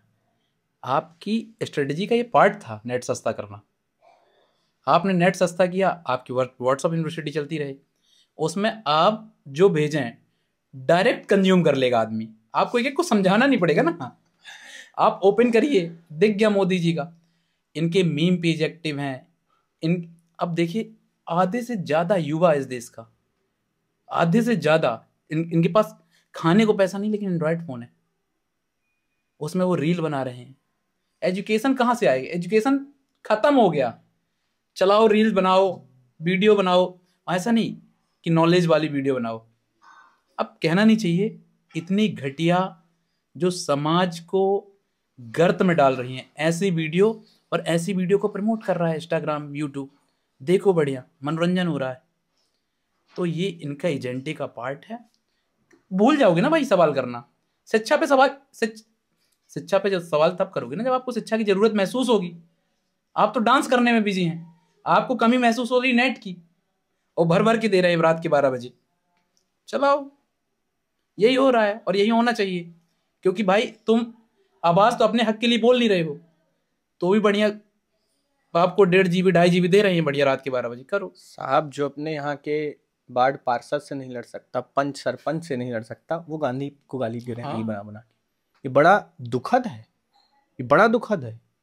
वो हिंदू मुस्लिम कर रहे हैं, ये दर्शाता है कि हम किस मूर्खता की ओर बढ़ते चले जा रहे हैं। और शायद और हम 5-10 साल चुप रहे तो फिर मुझे नहीं लगता हम डेमोक्रेसी को प्रोटेक्ट कर पाएंगे। सर यार, कट्टरता, जो आपने हिंदू मुस्लिम बात बोली ना, इतनी कट्टरता पैदा हो गई है। यदि कोई मुस्लिम है ना, उसको बार बार आप एंटी नेशनल, देशद्रोही बोलोगे ना, तो उसके दिमाग में एक बार आ ही जाएगा। हर वीडियो में आप उनको, अभी कहना नहीं चाहिए, मेरे यहाँ के भाजपा के नेता हैं संजय नागार्जुन, उनने हमारे कांग्रेस के जो जिला अध्यक्ष हैं उनको कटुआ, मुल्ला ऐसे शब्दों का प्रयोग किया। इस देश का नागरिक नहीं है क्या वो? आप कैसे, मतलब क्या मानसिकता है आपकी? हमारे देश का अंग है ना वो, उसी न्यायपालिका के द्वारा, मतलब उसी संविधान से चुना गया है ना, उसको रहने की आजादी है ना। आप उसको कैसे शब्दों का प्रयोग, और खुलेआम घूम रहे हैं। मैंने वीडियो बनाई उनके अगेंस्ट, तो उन्हें टुकड़े टुकड़े गैंग का आदमी घोषित कर दिया मुझे। अच्छा, आप हो चुके हैं? हाँ, मैं तो वो क्या हूँ मैं तो टुकड़े टुकड़े गैंग का आदमी घोषित हो गया हूँ।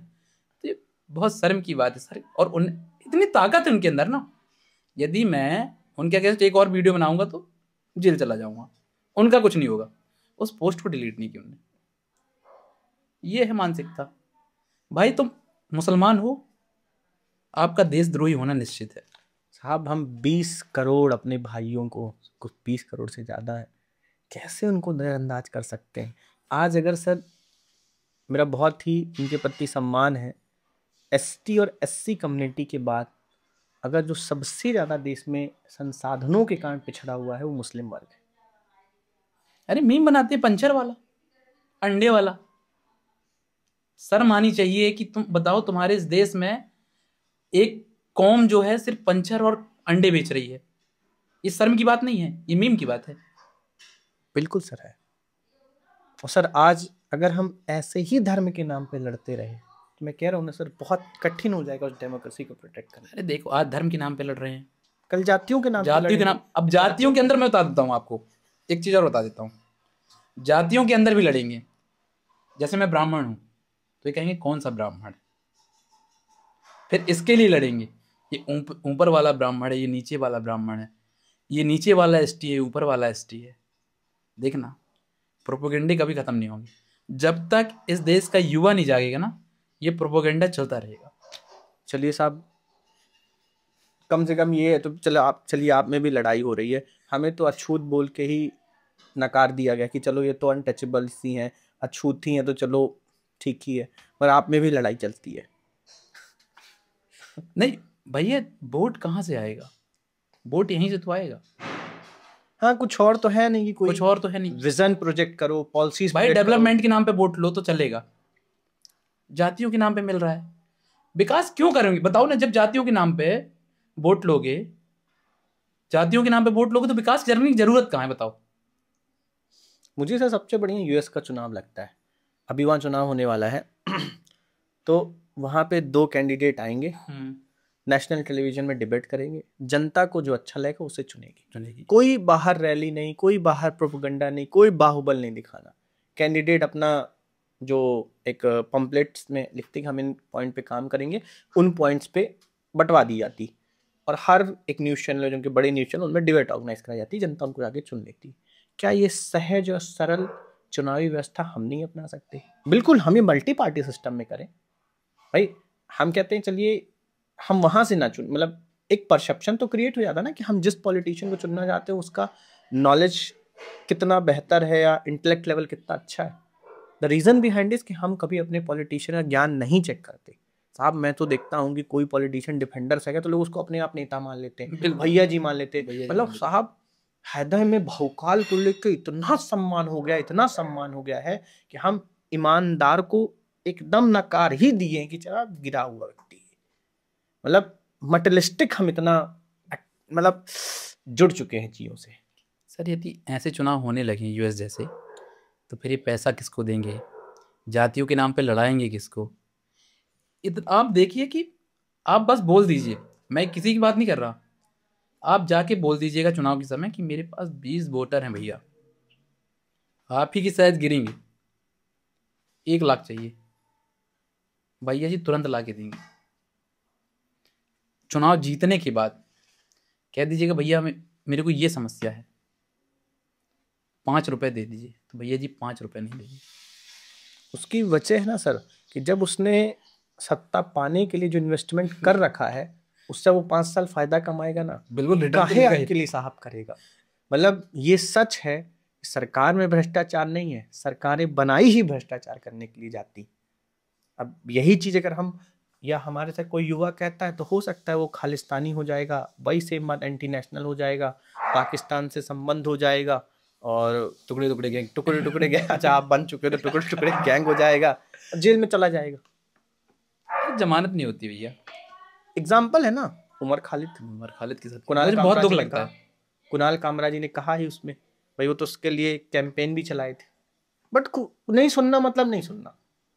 अब कुणाल कामरान टेररिस्ट है, पता नहीं क्या क्या, तो सो कॉल्ड आप सरकार के खिलाफ अब नहीं बोल सकते। बिल्कुल, मतलब डेमोक्रेसी में एक दीवार खड़ी कर दी गई है कि आप सरकार के खिलाफ बोल रहे हो, इसका मतलब आप देशद्रोही हो। साहब हम देशद्रोही नहीं है, हम 365 दिन खड़े होके स्टूडियो के जस्ट पीछे क्लास है, यहाँ पे आपको पता है हम गलत चीज नहीं कह रहे हैं। किसी को चेक करना हो तो आके देख भी सकता है कि जो आर्थिक रूप से कमजोर बच्चा है उसको पढ़ाते हैं, जिसके पिता ने उसको पढ़ाते हैं। जो बचता है साहब जेब में अगर 1500 भी पड़ा है तो हम कभी बैग खरीदने का, कॉपी खरीदने से पीछे नहीं हटते। अब इसके बाद साहब अगर हम देशद्रोही हैं तो ठीक है साहब, फिर जेल के पीछे ही सही। आपके लिए पता है ये प्राउड की बात है कि आप कम से कम इतना प्रयास तो साफ कर ही रहे हो कि भैया जिनके पिता नहीं उन बच्चों को पढ़ा रहे हो, आप फ्री में उनकी व्यवस्थाएं कर रहे हो। ये सरकारों के लिए शर्म की बात नहीं है। बिल्कुल साहब, ये रिस्पॉन्सिबिलिटी स्टेट्स की थी। हर दिन आपकी एक नई योजना आती है, जितनी योजना में आप फंड लगाते हैं, लॉन्च करते हैं, उससे दुगना फंड लगा देते हैं, उसके बाद ज़मीन में नहीं दिखता कुछ। इनकी नल जल योजना कहाँ है, इनकी आवास योजना कहाँ है? हर दिन इनकी योजनाएं घोषित होती हैं। ये बताओ, जैसे ये बच्चे हैं, इन भाई तुम 2000 क्यों दे रहे हो? इन बच्चों के एजुकेशन में 2000 दो ना। लाडली बहना को तुम 2000, 2500, 3000 देने उनका स्किल सेट आप डेवलप करो कि वो कुछ ऐसा काम करे जिससे उनको 2000 में साहब किसी का घर नहीं चलता है। नहीं चलता साहब। अब 2000 रुपए की जगह आप बच्चे को अच्छी शिक्षा दे देते ना, वो अपना घर चला ले जाता, वो आगे चल के 20,000 कमाता, 2 लाख कमाता और अच्छा जीवन जीता। और आप 2000 कब तक दोगे? चुनाव तक। कर्जा ऑलरेडी देश पे इतना हो चुका है, अरे स्टेट्स पे इतना कर्जा है, कभी सुन लो तो संख्या सुन के लगता है अच्छा इतना पैसा भी होता है। नहीं, नेताओं की आय सुन लो ना कि भैया वो नेता, अमुक नेता इतने करोड़ के, तो आदमी एक हद तक हैरान हो जाता है कि साहब इतना पैसा बैंकों के पास कितना ना होगा, मतलब जब इन नेताओं के पास इतना। आपको पता भी कि छोटे छोटे मिनी बैंक हैं सारे के सारे पॉलिटिशियंस। आपको पता है भी सरकारों ने क्या किया? केंद्र की सरकार ने, विधायकों ने अपने अपने वेतन बढ़ा ली, सबने। अच्छा, किसी शिक्षक को अपनी वेतन बढ़ानी हो तो उसको प्रदर्शन करना होता है। साहब इतने लाठी मारे जाएंगे, इतने लाठी मारे जाएंगे कि पहले वो 10-50 हजार अपने दवाई का खर्चा रख ले, फिर वो रोड में उतरे। हमारे लेकिन इनने बढ़ाया, किसी को पता नहीं चला, ना किसी को चूक अच्छा करना, क्या दिक्कत है? तो अब सर व्यवस्था को समझिए। अभी जापान नेपाल में हुआ, जेएनजीओ ने किया, आपको याद है? बिल्कुल प्रदर्शन किया। अब यहाँ कहीं कुछ क्षेत्र था जहाँ ऐसा किसी लड़के ने बोला होगा कि हम भी भारत को नेपाल बना देंगे। उसके कहने का मतलब ये था कि हम भी प्रदर्शन करेंगे। तो डाला साहब, मानसिकता इसे नहीं उठने दिया उसको। मतलब सर मेरे एक टीचर थे, बड़े आदरणीय सम्माननीय है, बिहार में एसएससी प्रोटेस्ट कर रहे थे। तो 2 दिन प्रोटेस्ट में गए। मैंने पूछा कि सर कैसे हैं? बोले कि यहाँ के जिला अस्पताल में है। हम बोले साहब आप तो प्रोटेस्ट करने गए थे, जिला अस्पताल कैसे पहुँच गए? बोले कुछ नहीं, प्रोटेस्ट का प्रतिफल मिला ना। फिर बोले वीडियो कॉल करो सर। हम वीडियो कॉल किए। तो साहब इसके बाद तो मुझे लगता है 50% टीचरों का तो हौसला टूट जाएगा।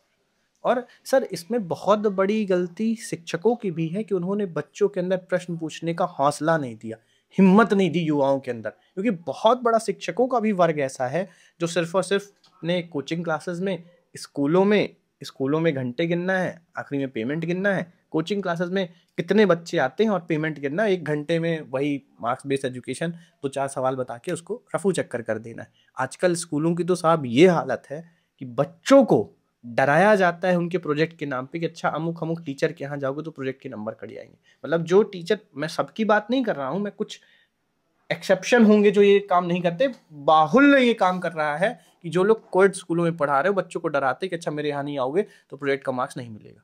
उसी कोचिंग क्लास में पढ़ाएंगे, वहीं पे रिवीजन वर्क दे देंगे, वहीं पे आधा पेपर 50% पेपर तो डिस्कस कर देते हैं, बच्चे के मार्क्स आ गए, पेरेंट्स भी खुश, बच्चा भी खुश। मगर यहाँ पे नुकसान दोनों का हो रहा है क्योंकि बच्चा मेहनत करना भूल गया वहाँ पे। इस हिसाब से तो डर का प्रतिशत बढ़ गया होगा, क्योंकि बिल्कुल बढ़ गया। जब भाई साहब हम पढ़ते थे तो हमको साइंस बस में मिलता था प्रैक्टिकल की 25 नंबर, अब तो हर विषय में 25-25 हो गया है। तो जब हमको डराया जाता था तो हम थोड़ा कम डरते थे, अब तो ये बहुत डरे होंगे बच्चे, क्योंकि बिल्कुल भाई 250-300 नंबरों का सवाल है भाई। बिल्कुल।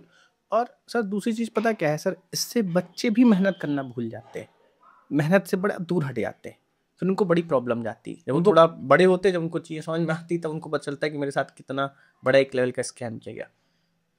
दूसरा सर, मैं सबसे ज़्यादा खफा रहता हूँ पत्रकारों से।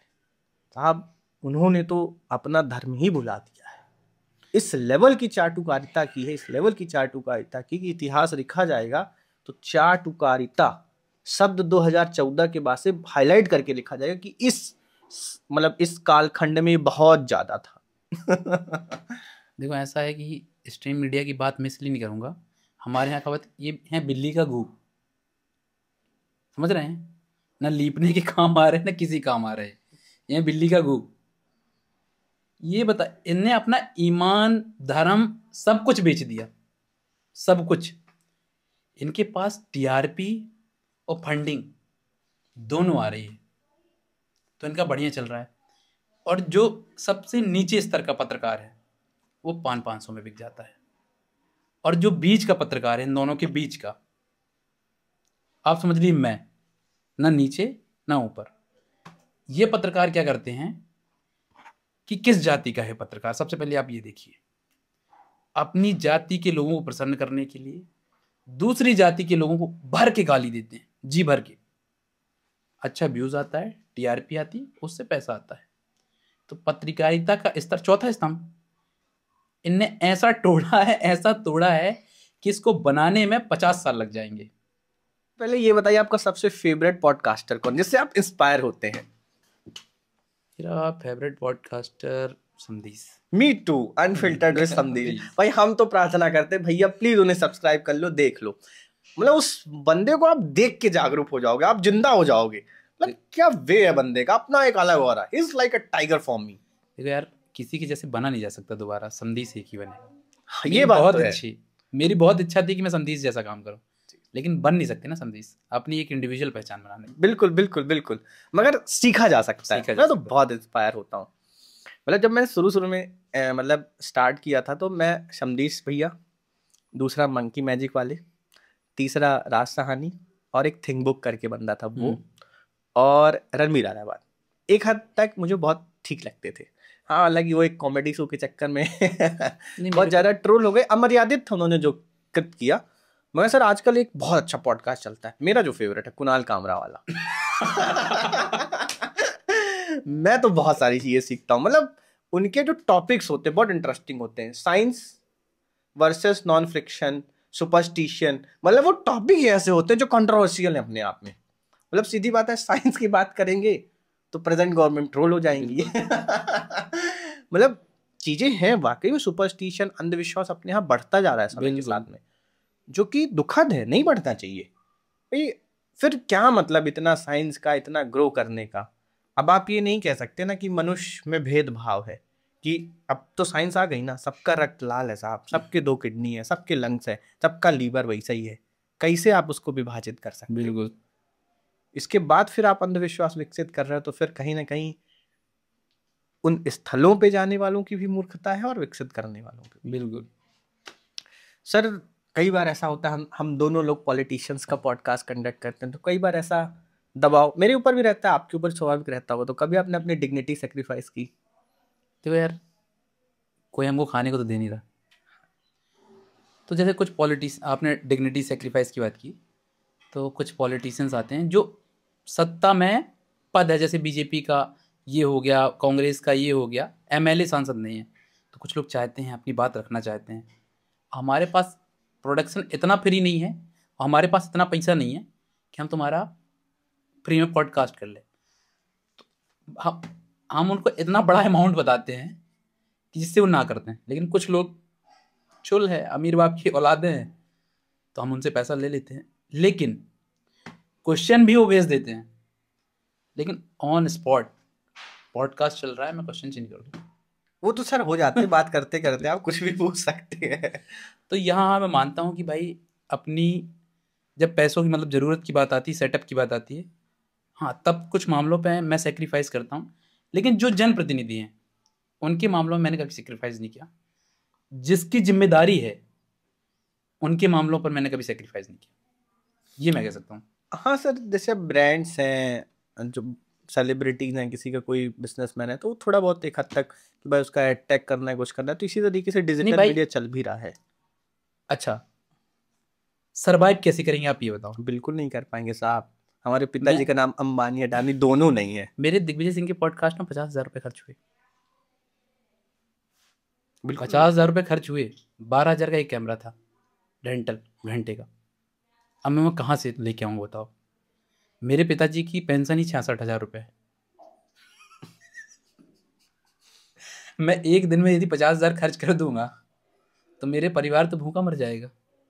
नहीं साहब, हमारे पॉडकास्ट में बच्चों को बहुत बड़ा हाथ रहता है। हमारे पिताजी टैक्सी ड्राइवर हैं, तो वो बेचारे जो कमाते हो अपने में गवा देते हैं, मगर फिर भी अपना ये है कि अपन अभी तो नहीं ले रहे हैं, क्योंकि मैं पेशे से शिक्षक हूँ, तो मेरा काम अभी चल जाता है।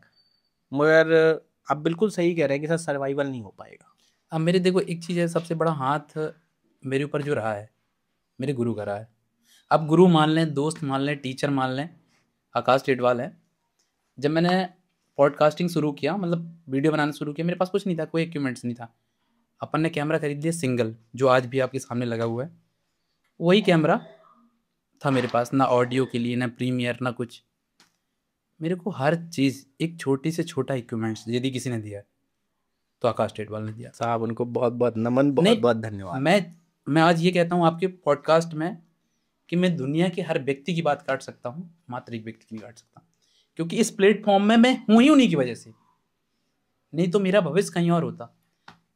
मैं घर छोड़ के आ गया था, फिर उनने बुलाया कि कुछ ना कुछ कर लेंगे, तू आ जा। मेरे को माइक की ज़रूरत आज भी, मैं आपको बता दूँ संत भाई, यदि मुझे पॉडकास्ट करना होता है ना, यदि आप कहोगे कल पॉडकास्ट करना है शिवम भाई, मैं रेडी कर दूँगा। मेरे को आकाश सर को भी बताना है बस कि मेरे को पॉडकास्ट करना है। ये उनकी टेंशन है कि कैमरा कहाँ से आएंगे, शूट कहाँ से करेगा, क्या कर, ये सब उनकी जिम्मेदारी है। और मैंने आज तक उनके ऊपर 5 पैसे का एहसान नहीं किया। तो मेरी ज़िंदगी में सबसे बड़ा रोल उनका रहा है, जो मैं यहाँ बैठा हूँ। यदि वो कहेंगे तो मैं सब कुछ सेक्रीफाइस कर जाऊँगा। साहब मैं उनसे एक बार जरूर मिलना और मैंने उनको कभी सामने नहीं बोला ये चीज। तो शिवम पांडे यदि बैठा है पॉडकास्टर शिवम पांडे बन के, तो ये उन्हीं के दिन है। साहब हम उनसे एक बार जरूर मिलना चाहेंगे सर। बट सर मैं अपना बता सकता हूँ कि मेरे गुरु महाराज का बहुत बड़ा रोल है। वो मेरे को इतना मनोबल दे देते, इतना मनोबल दे देते हैं कि मैं इंसान को से अभी मेरे को एक बार अभी कॉल आया कि भाई तुझे कूट काट देंगे। नहीं लिटरली उन्होंने कहा भाई तुझे कूट काट देंगे। तो अब मैंने बोला हाँ भाई ठीक है। तो बोलने की बाहर निकल। तो मैंने बोला यार एक तो तुम पीटने आ रहे हो, ऊपर से बाहर मैं भी आऊं, मैं भी तुम्हारी जगह पे आऊं। बोले रोड तक आ, मतलब आप देखे होंगे कोचिंग अंदर साइड है। बोले तू बाहर निकल। मैं बोला यार भाई यार ठीक है, और रोड तक आ। मैंने बोला तो तुम मुझे पीटने आ रहे हो, पिटना भी मुझे को है और बाहर ही मैं आऊं, बाहर भी मैं आऊं। और ठीक चलो बाहर तक तो ठीक था, रोड तक भी बुला रहे हो, मतलब मेन रोड में पीटना चाहते हो तो थोड़ा कष्ट तुम भी कर लो, अंदर आ जाओ। हंसने लगा। बोले तू डरता नहीं है? तो मैंने कहा कि साहब मैं नश्वर प्राणी को नश्वर प्राणी ही मानता हूं। जिसको अपनी श्वास का ठिकाना नहीं है वो मेरी श्वास क्या लिखेगा? मेरी श्वास तो मेरे महादेव लिख रहे हैं, मेरे गुरु महाराज लिख रहे हैं। मैं नश्वर प्राणी को नश्वर प्राणी ही मानता हूँ। साहब आगे आपका निर्णय है, प्रभु ने जो प्रारब्ध पे लिख रखा है वही है। मेरा मानना है संत भाई, मतलब ज़्यादा बड़ी बात नहीं बोल रहा हूँ। आप जैसे लड़कों की हर जिले में 50 लड़कों की जरूरत है, 50 मात्र, क्योंकि एक हाथ दो को तो ये मारेंगे अब एक हाथ दो को तो ये मारेंगे ही। तो ये बच्चे जो 40-50 लोग हैं ना, सरकार को रुलाने पे जिधर की विधायक सांसद को कान पकड़ के उठक बैठक लगाने के लिए मजबूर कर देंगे।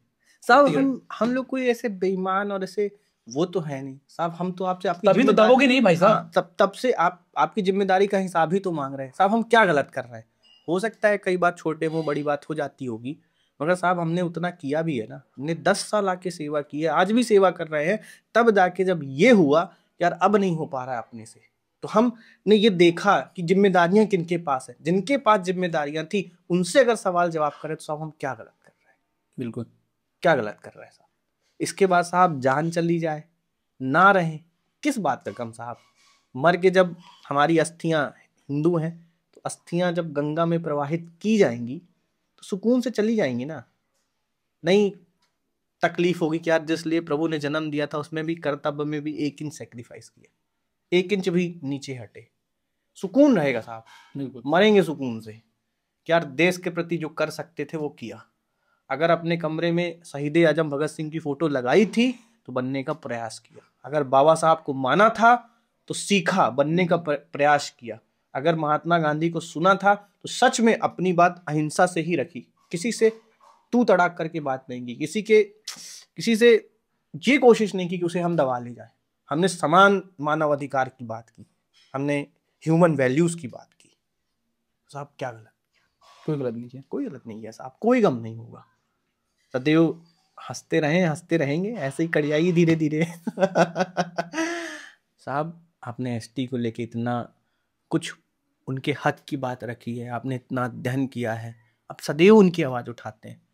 आपको क्या लगता है आज भी एसटी कम्युनिटी मूलभूत सुविधाओं से वंचित है? आज भी वो बहुत पीछे है?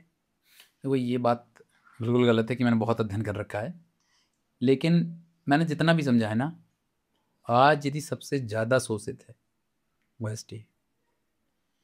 इसलिए क्योंकि भाई जब मैं विधानसभा चुनाव के समय डिंडोरी गया ना, मैंने देखा यार कि उनका हक ऐसे नहीं खाया जाता। जैसे अगर आप देखेंगे कि कोई यहाँ का सचिव वचिव जो आवास के लिए पैसा आ रहा है, कितना आ रहा है? 2.5 लाख रुपए मान लीजिए, तो आपसे 2,40,000 रुपये दे देगा, 10,000 खा लेगा, ठीक है।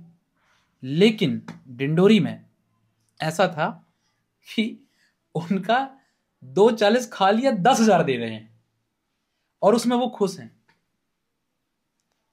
उनको शिक्षा से वंचित कर दिया आपने, ठीक है। जंगलों में आपने कंपनीज को दे दी, आप मार देते हैं, पता नहीं चलता। सर इतना शोषित, मैं क्या बताऊं आपको, इतना शोषण।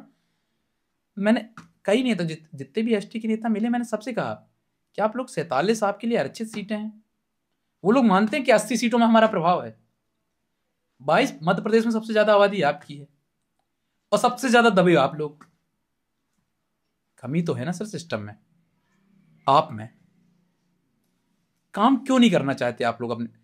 भाई पहली चीज, सबसे पहले यदि एसटी क्षेत्रों में यदि करना है शेड्यूल ट्राइब्स के लिए, तो नशा से मुक्त कराओ इनको।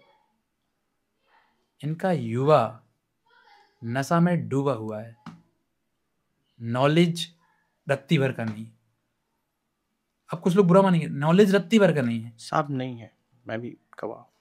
यदि तुमको अपने समाज के लिए करना है तो समाज का झंडा मत उठाओ, तुम पढ़ना चालू कर दो सर, समाज अपने आप सुधर जाएगा। बिल्कुल सही बात आपने कही। अब दिक्कत ये है कि उधर के लोग झंडा उठाए हुए हैं। अभी मैं बहुत अप्रिशिएट करता हूँ, मैं किसी संस्था को अप्रिशिएट नहीं करता जल्दी, जयस ने काम किया है। अब वो कितने समय तक सरवाइव कर पाएगी, ये सवाल है।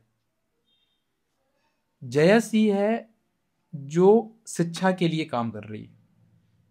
मैंने अच्छी चीज़ ये देखी कि हीरा लाल अलावा के अंदर एक पॉलिटिशियन है, उन्होंने कहा कि मेरे पॉडकास्ट में मैंने उनसे पूछा कि आदिवासी हिंदू है या किसी और धर्म में आता है, तो उन्होंने कहा आदिवासी अपने आप को हिंदू कहे, अपने आप को मुसलमान कहे, अपने आप को क्रिश्चियन कहे, अपने आप को प्राकृतिक पूजक कहे, कुछ भी कहे, लेकिन पढ़े। वो किसी जाति में माने अपने आप को, लेकिन वो पढ़े जिस जाति में हो, अपने आप सुधार हो जाएगा उसमें फास्ट। तो मैं इसीलिए हीरा लाल लावा का बहुत सम्मान करता हूँ कि भाई कोई ऐसा व्यक्ति था जिसने जाति धर्म के नाम पर वोट बैंक की राजनीति नहीं की, उसने सुधार की। और जिस दिन आप सुधार की राजनीति करोगे ना, समाज अपने आप खड़ा हो जाएगा। नहीं सर, ऐसे नेता को सत सत नमन। हीरा लाल ललावा जी, आपको सत सत नमन, सत सत प्रणाम। आप डोडियाल साहब के साथ भी पॉडकास्ट किए थे, रामेश्वर डोडियाल, कमलेश्वर डोडियाल। ठीक है, मतलब ठीक है, उनकी एक मानसिकता है अपनी, वो कहीं से पीड़ित रहे होंगे ब्राह्मणों ठाकुरों से, तो उनका जो भरा हुआ था उनने मेरे ऊपर निकाल दिया पूरा। तो मैं उनका भी सम्मान करता हूँ, ऐसी कोई बात नहीं है, और एक्सपीरियंस ही है। मैं इसलिए सम्मान करता हूँ कि भाई उनके साथ किया होगा, ब्राह्मणों ठाकुरों ने कुछ तो किया होगा, अपर कास्ट के लोगों ने कुछ तो किया होगा, तो वो चीज़ मैं फंस गया पॉडकास्ट में, तो उनने मेरे ऊपर अप्लाई किया। मैं उस बात पे जाने नहीं चाहूँगा क्या हुआ, जो हुआ सब अच्छा हुआ। साहब, हम आप क्या कर सकते हैं एसटी के लिए, एससी के लिए, जो लोग आज शायद एक समाज की मुख्य धारा से पीछे हो गए? मैं अपनी जिम्मेदारी सुनिश्चित करना चाहता हूँ साहब, मैं क्या कर सकता हूँ? प्लीज आप इसको बताइए। मैं कुछ करना चाहता हूँ, मैं क्या कर सकता हूँ? सर जागरूक करना पड़ेगा, मेन मुद्दा ये। आप इनको ये समझाना पड़ेगा कि ये बताइए, वो कहते हैं कि हम प्राकृतिक पूजक हैं, आप अपने आप को प्राकृतिक पूजक कहते तो आपका पेट भर रहा है क्या? आप अपने आप को हिंदू कह रहे हैं तो आपका पेट भर रहा है क्या? मुद्दा ही नहीं है। मतलब SC ST का हिंदू, प्राकृतिक पूजा, मुसलमान, क्रिश्चियन, हमारी ये हम इसमें आते हैं, ये मुद्दा ही नहीं है। ये मुद्दे में भटकाया जा रहा है आपको। सर आपका मेन मुद्दा है शिक्षा, आपका मेन मुद्दा है शिक्षा। आप अपने आप को दिमाग में, यदि आपको लगता है कि मैं हिंदू हूं, दिमाग में बैठा दीजिए, उस पर बात ही मत करिए, आप पढ़िए सर, बस बाकी सब अपने आप हो जाएगा। एजुकेशन जो आप कर रहे हैं ना, आपने कहा क्या करना चाहिए, जो आप काम कर रहे हैं एजुकेशन देने का, बस वही करना है सर। एजुकेशन में आप ले आइए, आपका एजुकेशन, जिस दिन आप IAS IPS बनेंगे, आप मेन स्ट्रीम मीडिया में जाएंगे, आप सरकार की बॉडी बनेंगे, प्रधानमंत्री बनेंगे, सब कुछ सुधर जाएगा।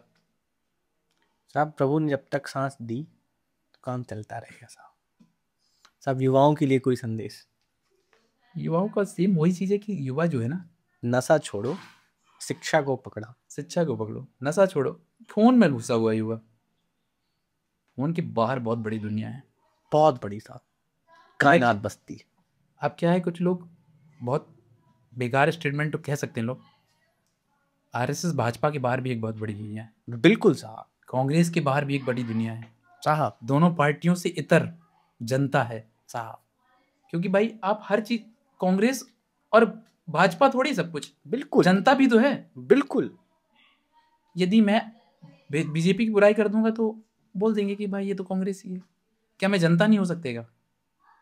मैंने कांग्रेस की बुराई कर दी, कह दिया भाजपैया, मैं जनता नहीं हो सकता क्या? तो इन सब से भी उठकर सोचना पड़ेगा सर। बहुत बड़ी दुनिया है, एक्सप्लोर करिए। आपको अब कोई बात मैंने बोली आपको अच्छी नहीं लगी, निकाल दो बाहर, खत्म। यदि तुमने दिमाग में बैठा दिया, तुम्हारे दिमाग में वो हिंदू हिंदू चल रहा है, मुस्लिम मुस्लिम चल रहा है, कट्टरता को बढ़ावा दोगे, एक दिन तुम मर जाओगे और सामने वाले को डुबा दोगे और अपनी आने वाली पीढ़ियों को इसी में झोंक के चले जाओगे, कुछ नहीं करोगे। तुम पढ़ो, अपने बच्चों को पढ़ाओ। तुम समाज का ठेका मत लो। समाज के ठेकेदार बैठे हुए, तुम अपना ठेका लो, बच्चों को पढ़ाओ, खुद पढ़ो, बस सब कुछ सेट है। बहुत प्रेरणा मिलती जब मैं आप जैसे युवाओं से मिलता हूँ, आप जैसे यंगस्टर्स से मिलता हूँ जो सच में सोसाइटी में चेंज लाने के लिए, कुछ बदलाव के लिए प्रयास कर रहे हैं साहब। बड़ी हिम्मत चाहिए साहब किसी पॉलिटिशियन से सवाल पूछने के लिए, क्योंकि उनके पीछे उनको मानने वाले का बहुत बड़ा हुजूम होता है। तो वो करेज बहुत इंपॉर्टेंट है सर। जब आप पूछते हैं बहुत प्यारे लगते हैं साहब, बहुत प्रेरणा मिलती है सर। आपको सत सत प्रणाम, सत सत नमन। आपने हमारा आमंत्रण स्वीकार किया, आप इधर आए, बहुत अच्छा लगा साहब, बहुत अच्छा सर। देखो यार, मैं एक चीज़ आखिरी बोलना चाहूँगा। जैसे मैं ब्राह्मण, मेरे लिए बहुत आसान है कि मैं ब्राह्मणवाद का चोला खोल लूँ और अपने ब्राह्मण नेताओं को पकड़ लूँ, उनकी 24 घंटा गाथाएँ गाऊँ, ST SC के नेताओं को टारगेट करके दिन रात गालियाँ दूँ, लाखों व्यूज़ आएंगे। दोनों चीज़ें देखी और बहुत आसान मेरी ज़िंदगी कटेगी। लेकिन इससे समाज को क्या मिलेगा ये बताओ भाई? द्वेष, जातिवाद। अब ये है कि भाई मैं ब्राह्मण हूँ, कभी कभी ब्राह्मण नेताओं का अपोज कर देता हूँ तो गालियाँ मिलती हैं, मिलती रहें। कितने दिन दोगे? 1 दिन दोगे, 2 दिन दोगे, 3 दिन दोगे, मान लो जीवन भर दोगे? मैंने तो मैसेंजर खोलना ही छोड़ दिया, कमेंट पढ़ना ही छोड़ दिया, खत्म। ना पढ़ूंगा ना बुरा लगेगा, खत्म हो गई साहब। आप कर्मयोगी हो, कर्मनिष्ठा है आपके अंदर। मैं इस चीज़ को बहुत अप्रिशिएट करता हूँ। सच में जो दर्शक हमें देख रहे हैं, शिवम भैया से मैं मिला हूँ आज पूरा दिन, लगभग हम लोगों ने साथ पे स्पेंड किया है, तो इतना मैं कह सकता हूँ शिवम भैया कर्मयोगी हैं, कर्मनिष्ठ हैं। अपने कर्म के प्रति इंसान को ईमानदार रहना चाहिए। लेने देने वाला साहब प्रभु है, जो प्रभु को लगेगा वो देगा, अपने हिस्से का कोई लेके नहीं जाएगा, और प्रभु ने जो लिखी है वो होनी वही है, वही जो राम रचि राखा। बहुत बहुत धन्यवाद संत भाई, जो आपने मेरे को बुलाया यहाँ पे, और बुलाने के अलावा एक बहुत अच्छा अप्रिशिएटिव कदम उठा रहे हो, जो आप अनाथ बच्चों को पढ़ा रहे हो। प्रभु की दया। ये मान लीजिए इतनी अच्छी सोच के साथ आप काम कर रहे हैं, हम तो साथ में, भगवान भी आपके साथ देगा साहब। प्रभु, थैंक यू सो मच।